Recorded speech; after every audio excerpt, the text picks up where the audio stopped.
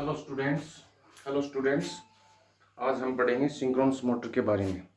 कल आपको पढ़ाया मैंने प्लेन सिंक्रोनस मोटर और उसकी कार्यप्रणाली। आज हमें नेक्स्ट वीडियो में पढ़ेंगे अल्टरनेटर ऑटो सिंक्रोनस मोटर। कौन सी मोटर पढ़ेंगे हम? Auto synchronous motor.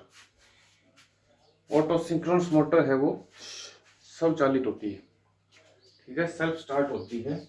इसलिए इसके अंदर क्या करना पड़ता है हमें? डैम्पिंग वाइंडिंग की जाती है।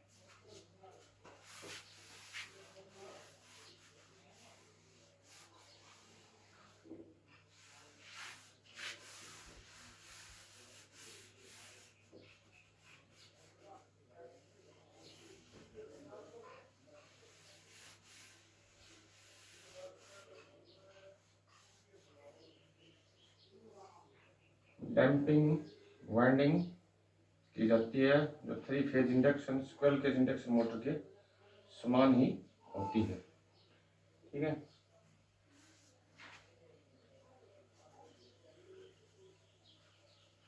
जो मोटर को सेल्फ स्टार्ट करती है। तो इसमें क्या करते हैं हम? डैम्पिंग वाइंडिंग करते हैं।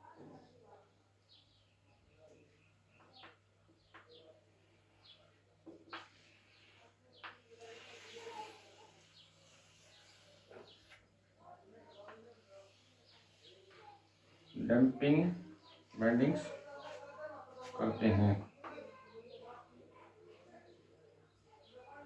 ये कौन सी होगी? स्टेटर वाइंडिंग, इसके बावजूद इसके साथ साथ डैम्पिंग वाइंडिंग, ठीक है।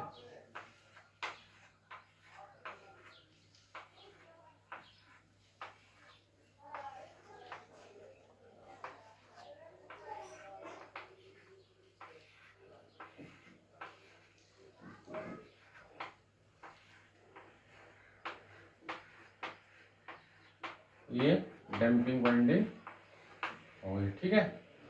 और इसके अंदर रोटर पहले तो क्या था अपना? Armature type.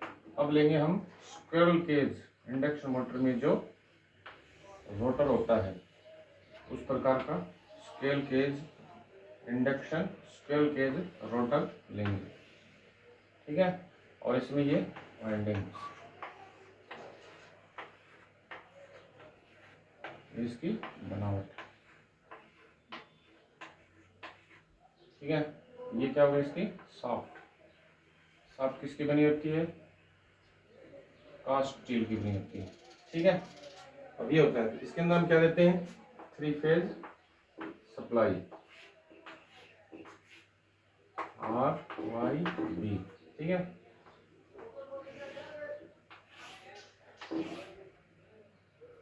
ये हम सप्लाई दे देते हैं। इधर शाफ्ट को बढ़ा देते हैं, और यहाँ क्या लगा देते हैं? एक्साइटर। क्या लगा देते हैं? एक्साइटर मान लो, या कोई छोटा जनित्र मान लो तो बढ़ा देते हैं। ये इसका कम्यूटेटर पे कार्बन दोष से सप्लाई हम डीसी कहाँ दे देते हैं? रोटर को दे देते हैं। इस प्रकार इसकी संरचना होगी। और इसकी कार्य प्रणाली क्या होगी? सबसे पहले हम क्या देंगे? ये क्या लगा दिया हमने? एक स्विच लगा दिया, ठीक है। स्विच लगा दिया, ठीक है। ये डीसी जनित्र, ठीक है। ये होगी आपकी ऑटो सिंक्रोनस मोटर की संरचना। इसमें रोटर कौन सा आया? Squirrel cage. और ये बाहर डैम्पिंग वाइंडिंग। सबसे पहले हम क्या देते हैं? डैम्पिंग वाइंडिंग को 3 फेज सप्लाई प्रदान करेंगे।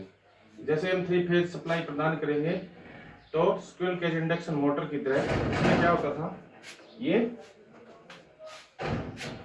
पोल होते थे, बीच में पट्टी है, इसमें कॉपर की छड़ें लगी होती है, ठीक है। इसके बीच में एस्पेक्ट्स काटेगा तो ये क्या रहेगी? इसके समांतर रहना पसंद करेगी। अब जैसे एस यहाँ आ गया, घूम करके घूमने वाला चुंबकीय क्षेत्र पैदा, तो ये क्या हो जाएगी, इस तरह की आकृति हो जाएगी, यानी ये कुछ तिरछी हो जाएगी। ठीक है, तो स्क्वेयर केज इंडक्शन मोटर में आपको अच्छी तरह से पढ़ा दिया, वहां से कुछ देख लेना, वहां से पढ़ लेना आप लोग। तो जैसे हम सप्लाई देंगे तो इसमें क्या होगा, रोटेटिंग मैग्नेटिक फील्ड उत्पन्न होगा। क्या होगा, घूमने वाला चुंबकीय क्षेत्र पैदा होगा जो रोटर को रोटेट करा देगा। रोटेट कराने के बाद जैसे ही 90%, जैसे ही 90% स्पीड मोटर प्राप्त कर लेगी, उस स्थिति में क्या कर देंगे, इसको डीसी सप्लाई प्रदान कर देंगे। इसके द्वारा, जनित्र के द्वारा, क्योंकि सबसे जुड़ा है तो जनित्र भी चल रहा है, इसमें आउटपुट वोल्टेज भी आ रहे। जैसे 90% या 95% रोटर घूमने लग जाता है, तो उस स्थिति हम क्या कर देते हैं, इसको डीसी सप्लाई प्रदान कर देते हैं। जैसे डीसी सप्लाई प्रदान कर देते हैं तो इसमें क्या हो जाएगा, ये परमानेंट मैग्नेट तैयार हो जाएगा। क्या हो जाएगा, परमानेंट मैग्नेट तैयार हो जाएगा, और रोटेटिंग मैग्नेटिक साथ प्रत्यावर्ती घूमने वाला चुंबकीय क्षेत्र के हिसाब से घूम रहा है। ठीक है, इसके अंदर जैसे हम डीसी सप्लाई देते हैं तो क्या होगा, स्थायी चुंबक पैदा हो जाएगा, और स्थायी चुंबक घूम रहा है। तो इसी के साथ जैसे ही हमें यहाँ से सप्लाई देती तो हम क्या करेंगे, इस स्टेटर वाइंडिंग को क्या करेंगे, स्टेटर वाइंडिंग को भी सप्लाई है वो चेंज ओवर स्विच के द्वारा हम प्रदान कर देंगे। जैसे ही हम इसे स्टेटर को सप्लाई प्रदान करेंगे तो क्या होगा, ये मान लो N है, ये S है, ये N है, S है और N है, यानी ये पोल बन रहे हैं आपके। जैसे ये पोल बन रहे हैं, घूमने वाले पोल बन रहे हैं, घूमते रहते हैं, चेंज होते रहते हैं। तो इसी में ये भी तो स्थायी मैग्नेट है, इसमें भी तो पोल है। तो जैसे ही N S N S north south इस तरह से पोल बनते हैं, इसमें स्थायी चुंबक है तो इसे पोल बन गए। जैसे ही एक विपरीत क्या होंगे, जैसे S और N है, एक दूसरे असमान पोल है, जैसे असमान पोल एक दूसरे के सामने आएंगे तो क्या कर लेंगे, एक दूसरे को ये इंटरलॉक कर लेंगे, यानी इनके ताला लग जाएगा। ताला लगते ही क्या होगा, ये मोटर है वो किस गति से घूमेगी, सिंक्रोनस गति से घूमेगी। इस प्रकार से इंटरलॉक होने के बाद मोटर किस गति से घूमेगी, सिंक्रोनस गति से घूमेगी, यानी ये अपनी स्वचालित या ऑटोमेटिक ऑटो सिंक्रोनस मोटर तैयार हो गई। इस प्रकार से इसकी कार्य प्रणाली है। ठीक है, अब इसके उपयोग, अब इसके अंदर देखो, पहले वाली थी अपनी प्लेन सिंक्रोनस मोटर, उसमें क्या था, पोनी मोटर की आवश्यकता पड़ती थी, या डीसी मोटर की आवश्यकता पड़ती थी, या किसी अन्य साधन की जरूरत पड़ती थी उसे चालू करने के लिए। इसके लिए हमें कुछ नहीं करना, इसके लिए हमें सिर्फ रोटर चेंज करना पड़ता है। रोटर चेंज करने के बाद और डैम्पिंग वाइंडिंग करनी पड़ती है। डैम्पिंग वाइंडिंग के कारण क्या होगा, ये मोटर है वो सेल्फ स्टार्ट हो जाएगी। इस प्रकार से ये ऑटो सिंक्रोनस मोटर है। आपको अच्छी तरह से समझ में आ गया होगा। ठीक है, 2 मिनट। अब इसके उपयोग, ठीक है, उपयोग सिंक्रोनस मोटर की बात नंबर लिख लो। नंबर 1 3 फेज पे काम करती है। नंबर 2 सेल्फ स्टार्ट नहीं होती। ठीक है, सेल्फ स्टार्ट नहीं होती। तीसरा पावर फैक्टर, यानी लाइनों में बूस्टर का काम करती है। ठीक है भैया,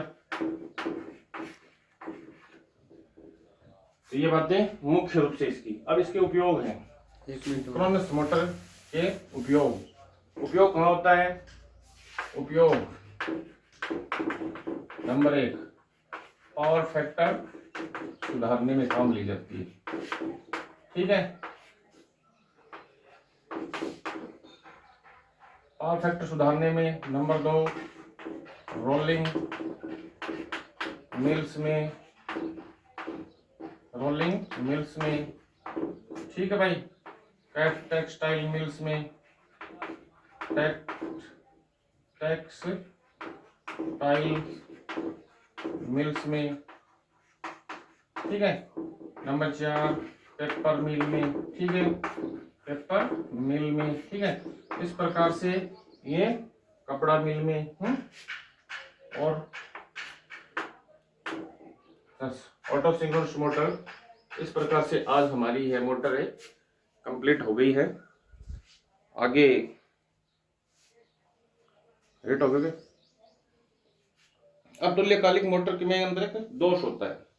क्या होता है? दोष होता है, जिसे हम आपको थोड़ा समझा देते हैं।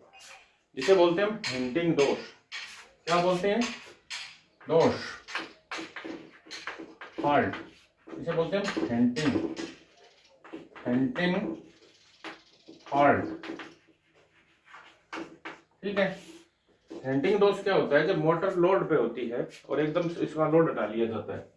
जब मोटर लोड पे होती है, इसका लोड कम या ज्यादा होता है, तो उस स्थिति में क्या होता है? इसका रोटर है, वो रोटर की जो शाफ्ट होती है वो थोड़ा क्या करती है? कंपन करती है, ठीक है। उसे हम कहते हैं हिंटिंग दोष। यानी सिंक्रोनस मोटर जब लोड पे चलती है तो एकदम से उसका लोड हटा लिया जाता है, तो ये जो शाफ्ट होती है ये क्या करती है? कंपन करती है। कंपन करने के कारण इसे बोलते हैं हम हिंटिंग दोष। अब इस हिंटिंग दोष को दूर करने के लिए हम क्या करते हैं? ये जो इसे रोटर होता है, ये जो रोटर होता है, ये स्क्वायर टाइप का रोटर होता है। उसमें कौन सा था? आर्मेचर टाइप का रोटर होता था। इसमें क्या होता है? स्क्वेयर केज इंडक्शन मोटर का जो रोटर होता है इस प्रकार का होता है। तो इसके स्क्वायर केज इंडक्शन जो रोटर होता है स्क्वेयर केज, इसके ऊपर एक डैम्पर वाइंडिंग की जाती है। क्या की जाती है? डैम्पर, डैम्पर वाइंडिंग की जाती है, ठीक है। इस वाइंडिंग के करने से हिंटिंग दोष है वो समाप्त हो जाता है। तो ये एक हिंटिंग दोष है।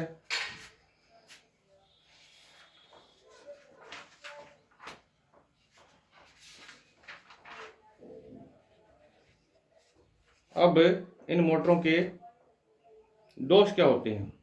मोटर का स्टार्टिंग टार्क लगभग 0 होता है, ठीक है। अतः यह मोटर लोड पर चालू नहीं की जाती। कौन सी? प्लेन, प्लेन सिंक्रोनस मोटर जो लोड पर चालू नहीं की जा सकती। दूसरा इसकी हानियां हैं, मोटर को चालू करने के लिए एसी तथा डीसी स्रोत एवं प्राइम मूवर की आवश्यकता होती है।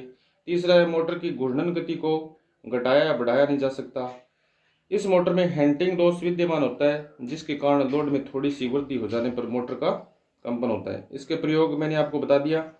और ऑटो सिंक्रोनस मोटर है, इसकी जो विशेषता है वो है ये लोड पर भी स्वचालित हो जाती है। यानी जैसे हम प्लेन सिंक्रोनस मोटर में हम लोड के साथ इसे चालू नहीं कर सकते, लेकिन ऑटो सिंक्रोनस मोटर है वो क्या होती है?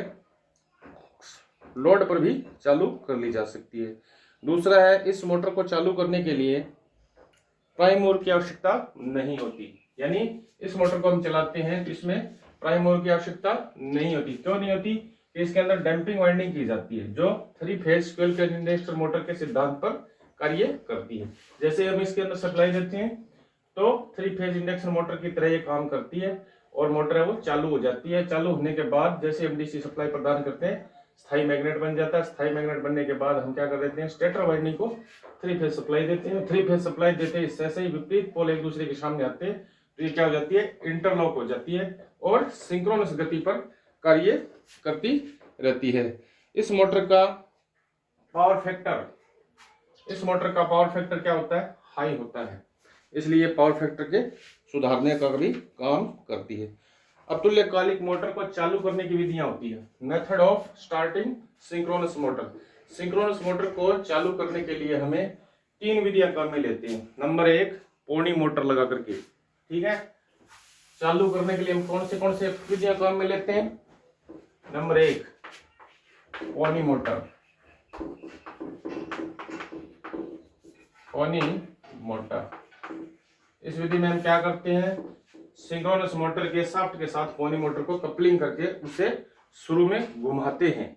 जैसे ही वो 90 से 95% गति प्राप्त कर लेती है तो क्या होता है? स्टेटर वाइंडिंग को सप्लाई दी जाती है और मोटर वो तुल्यकालिक गति पर चलने लग जाती है। दूसरी विधि है डीसी मोटर। डीसी मोटर से भी हम इसे स्टार्ट करते हैं। डीसी सीरीज मोटर क्या करते हैं, साफ से कपलिंग कर देते हैं और सीरीज मोटर को हम चलाते हैं। चलाने के बाद वही प्रक्रिया है जैसे पोनी मोटर के द्वारा चलाई जाती है। तीसरी होती है सेल्फ स्टार्टिंग मेथड। तीसरी है सेल्फ स्टार्टिंग मेथड, जो अभी तुम्हें पीछे मैंने पढ़ाया है। सेल्फ स्टार्टिंग मेथड यही होता है कि इसमें क्या होता है, रोटर चेंज कर देते हैं, स्क्विरल केज रोटर देते हैं, डैम्पिंग वाइंडिंग कर दी जाती है और डैम्पिंग वाइंडिंग को 3 फेज सप्लाई देते हैं। 3 फेज सप्लाई देने के बाद जैसे ही रोटर घूमता है उसे हम जैसे ही 90 से 95% या 100% के लगभग जैसे ही गति प्राप्त कर लेता है रोटर, तो उस समय हमें उसे डीसी प्रदान कर देते हैं। जैसे डीसी प्रदान करेंगे तो परमानेंट मैग्नेट तैयार हो जाता है। परमानेंट मैग्नेट तैयार होने के बाद जैसे ही तैयार हो जाता है तो हम क्या कर देते हैं, स्टेटर वाइंडिंग को सप्लाई चेंज और स्विच के माध्यम से प्रदान कर देते हैं। जैसे ही स्टेटर में वाइंडिंग मैग्नेट तैयार होता है, घूमने वाला चुंबकीय क्षेत्र तैयार हो जाएगा और असमान ध्रुव आपस में क्या कर लेंगे, इंटरलॉकिंग सिस्टम कर लेंगे और मोटर है वो तुल्यकालिक गति पर घूमने लगेगी। ठीक है, आज का अपना वीडियो यहीं समाप्त होता है। कितने मिनट हो? आज का वीडियो यहीं समाप्त होता है। सिंक्रोनस मैंने आपको सिंक्रोनस मोटर है वो आपको अच्छी तरह से पढ़ा दी हैं। इसके 2 पार्ट बने हैं, नंबर 1 और नंबर 2। तो ये पार्ट नंबर 2 है, ठीक है, पार्ट 2 है और पहले वाली वीडियो उसमें पार्ट फर्स्ट है, उसमें तुम्हें सिंक्रोनस, अच्छा इसकी बनावट है बिल्कुल सिंगल केज इंडक्शन मोटर की तरह से होती है। बाकी जो संरचना इसकी है, बॉडी है, रोटर है, स्टेटर है, एक्साइटर है, वो सारे बिल्कुल अल्टरनेटर की तरह से ही है। तो अल्टरनेटर को थोड़ा अच्छी तरह से पढ़ लेना, या डीसी जनरेटर के जो पार्ट हैं उसको अच्छी तरह से आप लोग पढ़ लेना, तो आपकी समझ में आ जाएगी। आज की वीडियो काफ़ी तुम्हारे समझ में नहीं आई होगी तो आप इसको देखना, शेयर करना, लाइक करना और कोई दिक्कत हो, कमियां हो तो उस पर कमेंट आप अवश्य करना। नमस्कार।